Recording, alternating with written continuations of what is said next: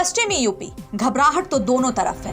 उत्तर प्रदेश चुनाव को लेकर पश्चिमी उत्तर प्रदेश में सियासी घमासान अब अपने उरूज पर पहुंच रहा है। इस युद्ध के दो मुख्य दलों भाजपा और सपा रालोद के शूरवीर अब रण में पूरी तरह उतर चुके हैं।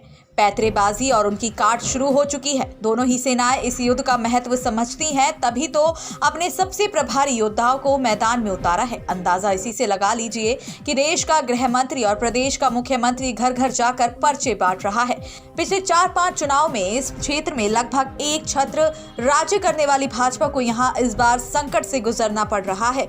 इलाके की जातियों का ताना बाना जो पिछले 2 चुनाव में बिखर सा गया था, इस बार संवरता हुआ लग रहा है और सत्ताधारी पार्टी के लिए यही सबसे बड़ा संकट है। जाति समीकरण के इस ताने बाने में सुधार भाजपा की राजनीति को बिल्कुल सूट नहीं करता।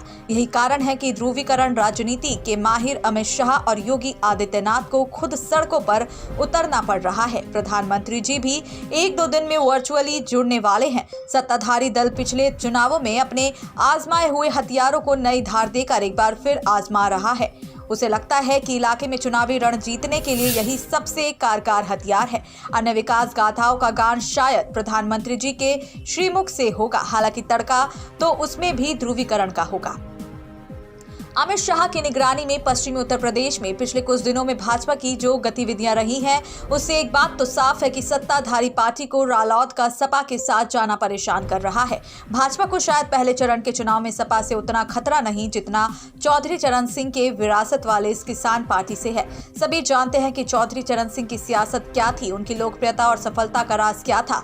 इलाके में एक शब्द मजगर बहुत फेमस है। मजगर मतलब मुस्लिम, अहीर, जाट और राजपूत। चौधरी साहब इन्हीं लोगों की सियासत करते थे। सियासत की है विरासत छोटे चौधरी यानी अजीत सिंह को मिली और उन्होंने भी इस मजगर वाली राजनीति को काफी संभाला, मगर मुजफ्फरनगर के दंगों से इस मजगर के फॉर्मूले को छिन्न भिन्न कर दिया और भाजपा ने मौके पर चौका मारते हुए मजगर को खत्म कर सांप्रदायिकता और ध्रुवीकरण के फॉर्मूले को सफलता की कुंजी बना लिया, जिसने भाजपा को देश और प्रदेश में बुलंदी तक पहुंचाने में एक सीढ़ी का काम किया।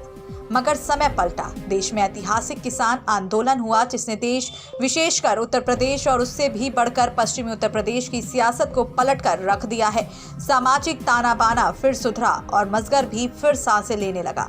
यही वजह है कि भाजपा इस इलाके में घोड़े खोले हुए है। हालांकि ऐसा नहीं है कि घबराहट सिर्फ भाजपा में है। किसानों के 2 बेटों में भी जो अपनी विरासत को पाने के लिए एक साथ आए हैं। दोनों ही दलों में टिकट बंटवारे को लेकर सब कुछ ठीक नहीं, असंतोष की लहरें हैं। यही वजह है अखिलेश और जयंत को मुजफ्फरनगर में एक साथ मंच पर आकर बताना कि ऑल इज वेल, सब चंगा सी, कोई असंतोष नहीं, जो था उसे खत्म कर दिया।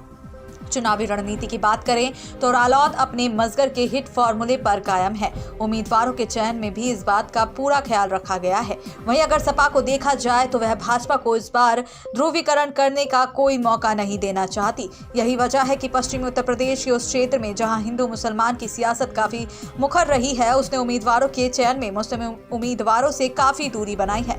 हालांकि बताया जा रहा है कि सपा के इस पैतरे से मुस्लिम वोटर आहत है, मगर बकौल एक सपा प्रवक्ता यह मुसलमानों से दूरी नहीं बल्कि पार्टी की सोची समझी रणनीति है। उनके मुताबिक सपा का रालोद से गठबंधन है, इसीलिए उम्मीदवारों को सिर्फ सपा या रालोद का उम्मीदवार नहीं समझना चाहिए। सपा प्रवक्ता की बात सारी कहानी बयान कर देती है। मतदान को अब बहुत ज्यादा समय नहीं बचा है। नेताओं के जमीनी और हवाई वर्चुअली दौरे तेज होंगे तो एक दूसरे पर हमले भी तेज होंगे। हमले तेज होंगे तो दोनों खेमों में घबराहट भी तेज होगी। अब देखना ये होगा कि कौन इस घबराहट से पार पाता है। Bureau report, business bytes.